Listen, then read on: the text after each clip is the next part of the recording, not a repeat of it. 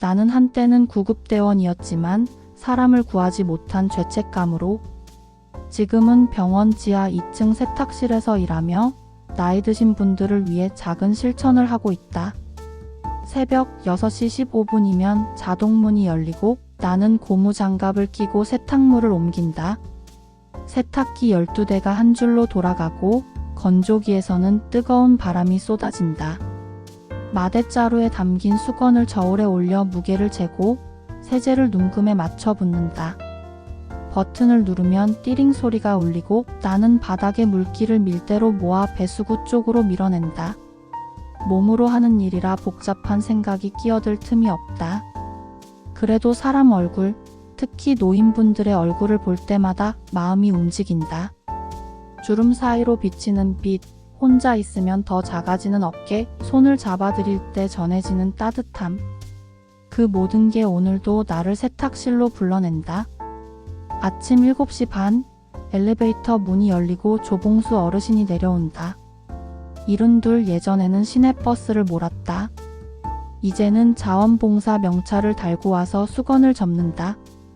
이건 모서리를 맞추고 반 접은 다음 다시 반 접어야 반듯하지. 그는 마지막에 모서리를 톡톡 두드린다. 나는 뜨거운 믹스커피를 건네며 허리는 괜찮으신지 묻는다. 그는 웃는다. 집에만 있으면 텔레비전만 보다가 졸게 되고 여기 오면 쓸모가 느껴진다고 했다. 느려져도 멈추지 않는 손. 그 손이 접어 올린 수건 더미가 내 하루의 박자를 맞춰준다. 8시가 넘으면 칠병동에서 세탁 바구니가 내려온다. 파란 환자복 사이에 회색 카디건 하나가 섞여 있었다. 이름표에는 박금자 79라고 적혀 있었다. 소매 끝이 달아 있었고 단추는 같은 모양이 2개씩 섞여 있었다. 나는 미지근한 물에 세제를 풀어 손세탁을 했다. 목둘레와 소매 끝을 살살 문지르자 거품 사이로 잔털이 보였다. 헹굴수록 물이 맑아졌다. 창가에서 말려 병실로 가져다 드리자 박 어르신은 손끝으로 천을 쓸었다. 이건 우리 딸이 시집가기 전에 사준 거야. 그때는 나도 허리가 꼿꼿했고 시장도 혼자 잘 다녔지.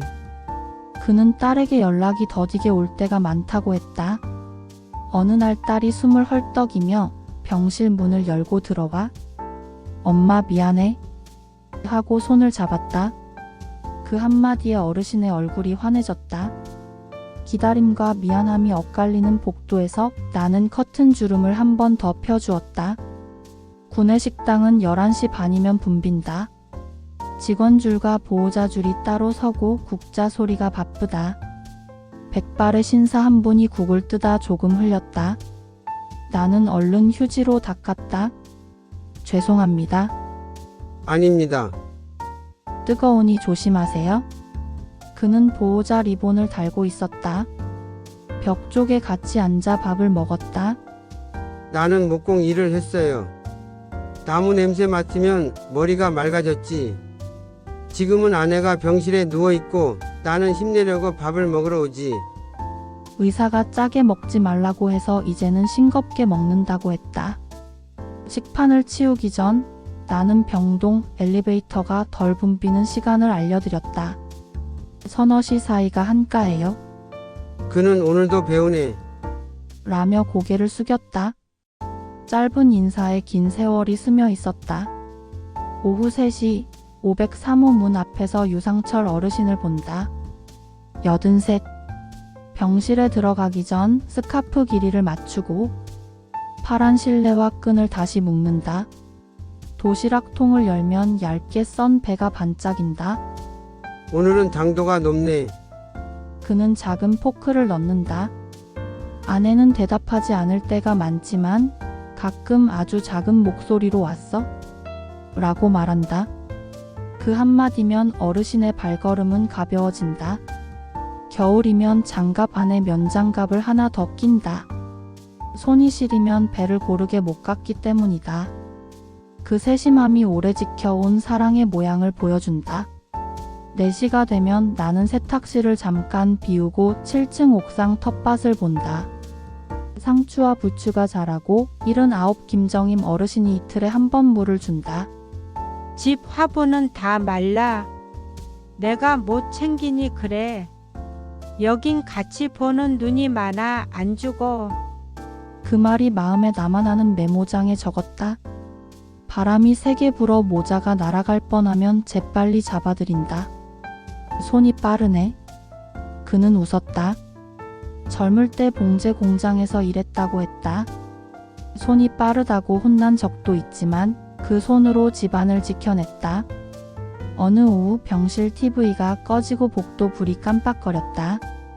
전기가 나간 것이다. 92 김판순 할머니가 내 손목을 붙잡으며 물었다. 전쟁 났냐? 아니에요? 금방 들어와요?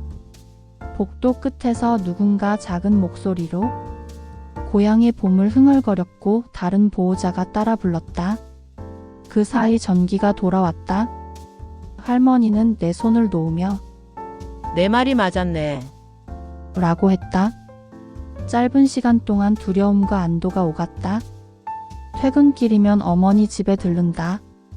창틀을 메우고 배수구 거름망을 갈고 장판 모서리를 눌러본다. 어머니는 수면 양말을 신고 문을 연다. 밥 먹었냐? 그 질문은 언제나 같다. 먹었어? 작은 주전자에 물을 올리고 나는 창틀 실리콘을 다시 다듬는다. 어머니는 작은 통장을 꺼내 보여준다. 숫자가 줄어드는 게 불안하다고 했다. 다음 주에 주민센터 가보자. 전기료 할인 신청하고 보일러 점검도. 어머니는 고개를 끄덕였다. 나는 핫팩을 사서 옷장 첫 번째 서랍에 넣어둔다. 잊어버릴까봐? 응. 내일 또 추울 때 찾기 쉽잖아. 어머니는 첫 번째 서랍. 이라고 따라 말하며 웃었다. 주말 낮 병원 앞 공원 벤치에 휠체어를 탄 어르신들이 햇볕을 쬐다. 한쪽에선 물리치료를 마친 분이 발목을 천천히 돌린다. 나는 빈 바구니를 들고 지나가다 부부 한 쌍을 봤다. 남편은 아내 모자를 살짝 돌려 햇볕이 눈을 찌르지 않게 하고 손수건으로 이마를 닦아준다. 곧 작은 손톱깎이를 꺼내 발톱을 정리한다. 천천히 자르고 다듬고 가장자리를 손가락으로 만져 확인한다. 나는 한 발 물러섰다. 설명할 필요 없는 정성. 그 광경이 말없이 모든 것을 말해준다. 겨울밤 눈이 굵게 내리던 날 주차장 차들이 순식간에 하얗게 덮였다. 퇴근을 미루는 보호자들이 한숨을 쉬었다. 나는 이불을 가득 싣고 병동으로 올라갔다. 창가 침대에 노인분이 어깨를 웅크리고 있었다. 이불을 펼쳐 어깨까지 덮어드리자 작은 소리로 따뜻하다 고 말했다. 복도 끝 창밖에는 청소팀이 만든 작은 눈사람이 서 있었다. 누군가 그 눈사람을 가리키며 웃었고 웃음은 옆 병실로 번졌다. 그 밤의 기억은 카트 바퀴 소리와 공기를 머금고 부풀어 오르던 이불의 감촉으로 남았다. 가끔 야간 대타를 나간다. 밤 복도는 낮보다 소리가 적다. 휠체어 바퀴가 바닥에 긁는 얇은 소리, 산소포화도 경보에 가느다란 삑 잠결에 불러보는 이름. 새벽 2시 반, 한 노인이 화장실에서 나오다 길을 잃었다. 나는 조용히 다가가 팔을 내밀었다. 물컵을 찾아드리고 침대 곁 의자를 끌어다 드렸다. 그가 물을 마시고 말했다. 젊을 때 방기차를 자주 탔어. 새벽역에서 내리면 바람이 몸을 깨워줬지. 지금 복도 바람도 그때 바람이랑 비슷하네. 나는 창문을 살짝 열었다 닫았다. 그는 웃었다. 병원에서는 죽음이 낯설지 않다. 한밤중 보관실에서 검은 가방을 꺼내온 적이 있다. 세탁실 문을 닫고 한참을 멍하니 앉아 있었다. 그분의 이름과 얼굴은 모르지만 그가 씻은 수건과 덮었던 이불은 안다. 그날 밤 나는 어머니에게 전화를 걸어 목소리를 들었다. 별일 없다. 내일장 담요 세탁해야지. 평소처럼 말하는 어머니의 목소리에 마음이 가라앉았다. 나는 일과 중간중간 작은 메모를 남긴다. 이불 추가, 물컵 교체, 창틀 바람샘, 카디건 단축, 유상철 당도, 조봉수지. 메모는 일의 목록이면서 사람의 기록이다. 퇴근 전에 메모를 지우면 오늘이 정리되고 남은 메모는 내일의 첫 일이다. 그 단순한 순서가 나를 지탱한다. 서류함 한쪽에는 잊지 말 말들이 적혀 있다. 따뜻할 때 드시게 하기, 말을 짧게, 천천히 하기, 번호표 미리 뽑아드리기, 한 손이 불편한 분께는 손잡이 넓은 컵 챙기기. 누가 보면 당연한 소리지만 내겐 또렷하다. 누군가 놀라거나 웃던 얼굴이 그 메모마다 붙어 있기 때문이다. 봄 검진철이 오자 어르신들은 아침 금식으로 입술이 말랐다. 나는 대기실 컵받침에 이름 스티커를 붙여 물잔을 나눠드렸다. 한 할머니는 물만 보면 배가 더 고프네 라며 웃었다. 검사가 끝나고 죽이 도착하자 그는 2번에 나눠 천천히 먹었다. 따뜻해서 살아있다는 느낌이 난다. 그 말이 오래 남았다. 경로당 사진전 안내문이 병원 게시판에 붙었다. 퇴근길에 몇 분과 함께 들렀다. 흑백과 컬러가 섞인 사진들. 시장 골목을 걷는 젊은 부부, 아이를 안고 웃는 어머니. 유상철 어르신은 신혼 때 탄 버스 사진 앞에 오래 섰다. 그는 말없이 손수건으로 눈가를 눌렀다. 경비실 한상구 아저씨는 라디오 수리를 배워 자투리 시간에 고장난 라디오를 고친다. 잡음뿐이던 라디오에서 사연 신청곡이 흘러나오자 보호자 대기실의 공기가 미묘하게 따뜻해졌다. 제목을 맞추면 사탕 하나를 드렸더니 눈빛이 번쩍였다. 작은 놀이가 긴 대기를 짧게 만들었다. 비가 많이 오고 난 다음 날 복도 바닥 경계가 미끄러웠다. 나는 미끄럼주에 표지판을 더 놓고 손잡이를 닦았다. 김판순 할머니는 내 손을 잡고 계단은 꼭 조심하라고 당부했다. 나는 네, 오늘은 더 천천히 걷겠습니다. 라고 대답했다. 할머니는 주머니에서 낡은 종이를 꺼냈다.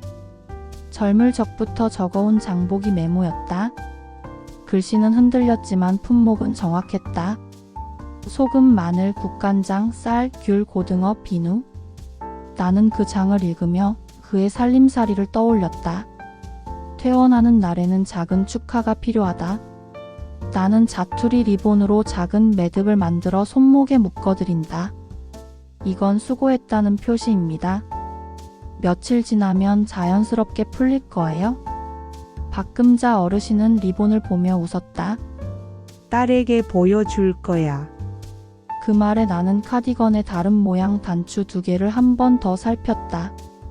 시장 골목 끝 혼자 하는 국수집에는 노인 일자리로 오신 서빙 어르신이 있다. 그는 면 삶는 소리에 박자를 맞추며 주문을 받는다. 국수가 나오면 늘 그릇을 2손으로 건넨다. 뜨거우니 조심하세요. 그 말은 병원과 식당을 넘어 하루의 인사말이 되었다. 점심시간에 그 집에 가서 한 그릇을 천천히 비우며 그 손놀림을 배웠다.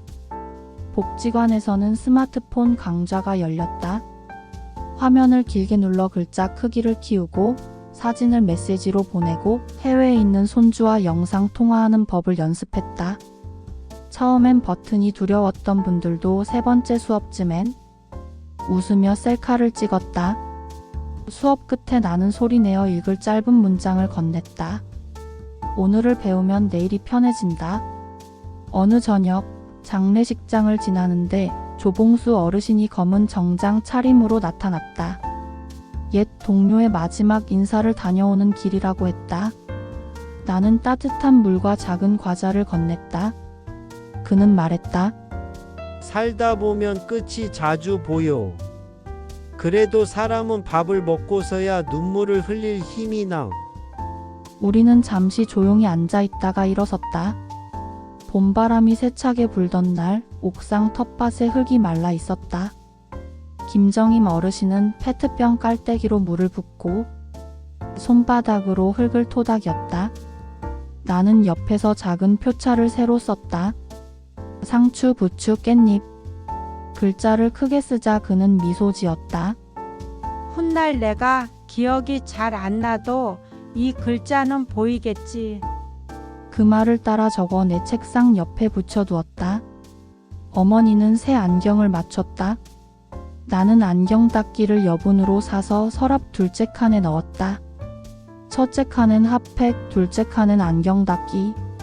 어머니는 손가락으로 서랍 손잡이를 짚으며 순서를 외웠다. 밤에 무릎이 시리면 전기장판 온도를 한 칸만 올리라고 다시 말씀드렸다.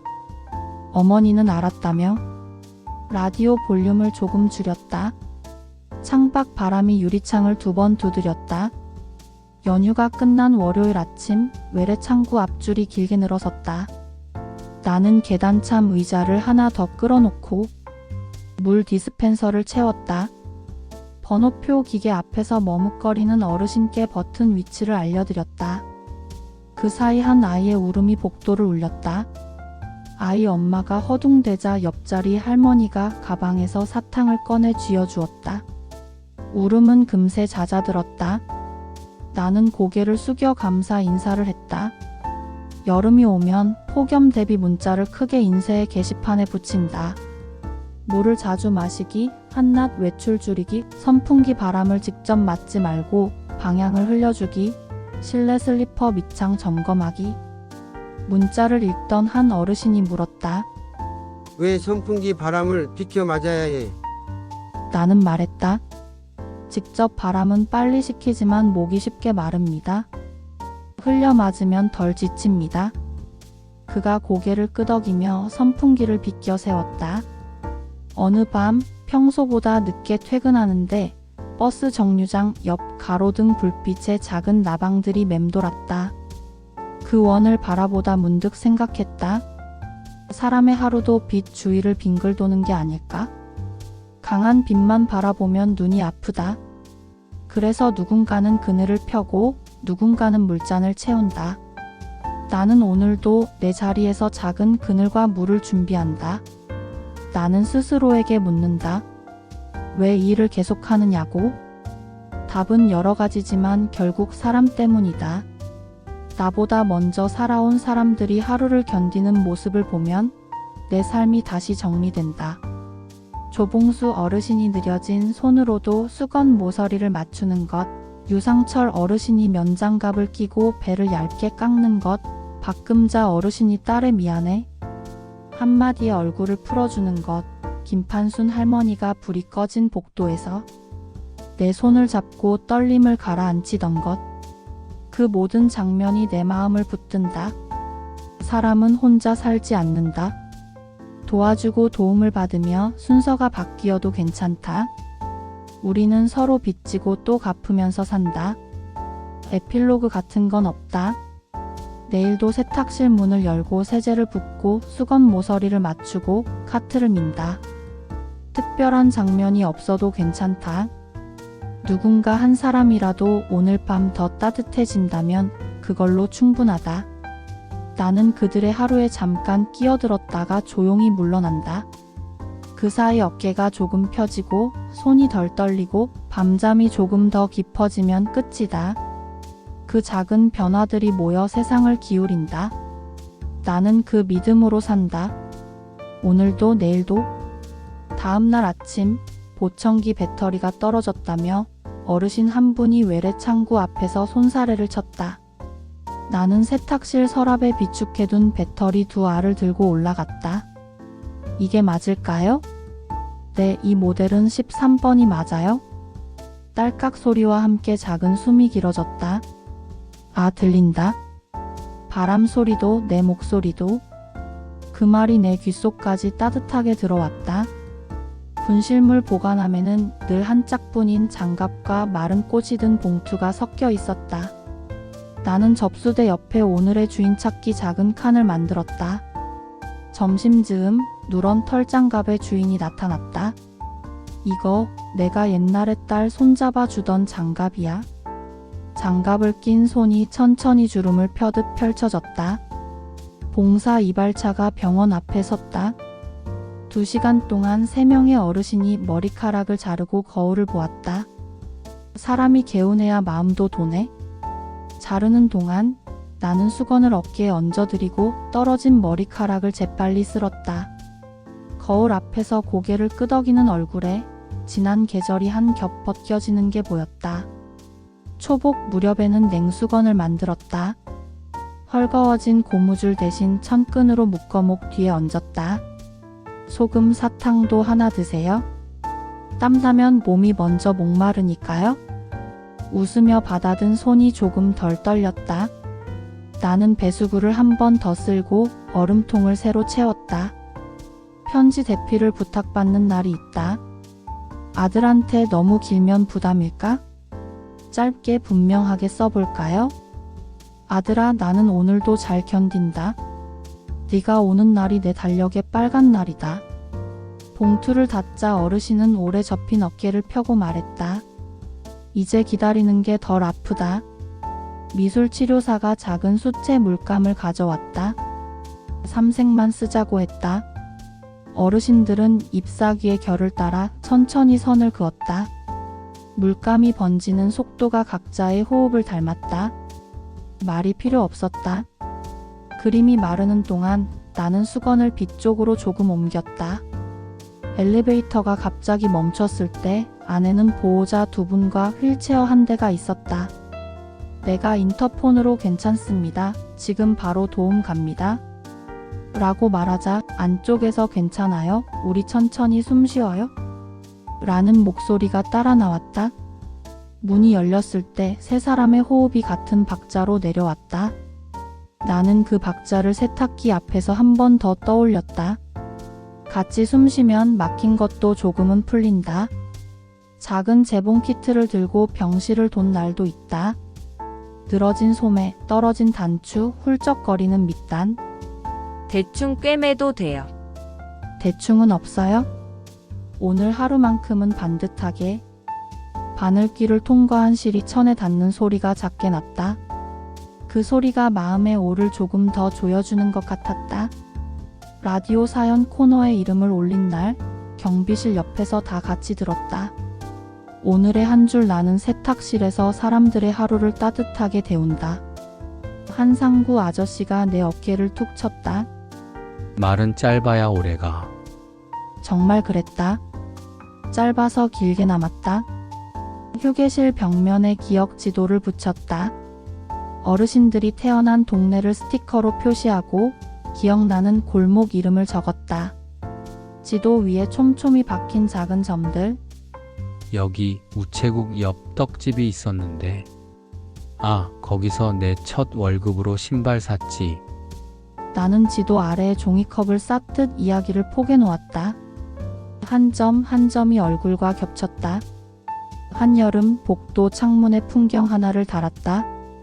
문을 열고 닫을 때마다 맑은 소리가 났다. 소리가 시원하네. 어르신들이 지나가며 한 번씩 고개를 들었다. 나는 세탁실 문에도 작은 풍경을 달았다. 건조기 바람과 풍경 소리가 겹칠 때 어제의 피로가 조금 덜 무거웠다. 새벽 배송 빵집이 병원 앞에 차를 댄 날 나는 단팥빵을 몇 개 사서 칠병동 스테이션에 올려두었다. 당 떨어질 때 하나씩 드세요. 간호사들이 웃었다. 그 웃음이 병실 사이를 가볍게 건너갔다. 나는 그날 더 오래 서 있어도 덜 지쳤다. 작은 물컵 타이머를 만들었다. 색 테이프를 컵에 붙여 파란색이면 물 채우기, 초록색이면 반만, 빨간색이면 교체. 눈으로 금세 알아보게 하자 실수가 줄었다. 보기 쉬우니 움직이기 쉽니다. 누구나 알고 있었지만 붙여보기 전까지는 몰랐다. 가을 저녁 병원 마당에 바람 인형이 설치되었다. 아이들이 손을 흔들자 어르신들도 손을 흔들었다. 저것도 결국 바람이 있어야 서는구나. 나는 고개를 끄덕였다. 우리 일도 그렇다. 누군가의 바람으로 서고 또 누군가의 손길로 넘어지지 않는다. 어느 비 오는 날 퇴근길에 우산을 빌려드리는 바구니를 만들었다. 번호표와 고무줄을 달아 이름을 적게 했다. 내일 꼭 돌려드릴게. 천천히요. 비는 또 올 테니까요. 다음 날 아침, 젖은 우산들이 가지런히 돌아와 있었다. 젖은 손잡이를 닦는 동안 나는 마음 한쪽의 빛도 조금 닦였다. 응급 대피 훈련을 했다. 느린 보폭을 먼저, 빠른 사람은 뒤에서 받쳐주기로 했다. 서둘지 말고 순서를 지켜요. 복도 끝까지 갔다가 돌아오는데 오래 걸렸지만 아무도 넘어지지 않았다. 나는 그날 오래 걸리는 것이 곧 잘하는 것일 수 있음을 배웠다. 음성 입력으로 손주에게 문자 보내기를 연습했다. 지금 병원, 내일은 괜찮아? 처음엔 띄어쓰기가 엉망이었지만 세 번째 시도에서 또렷해졌다. 메시지를 보낸 뒤 휴대폰 화면을 오래 들여다보던 얼굴들. 보냈다.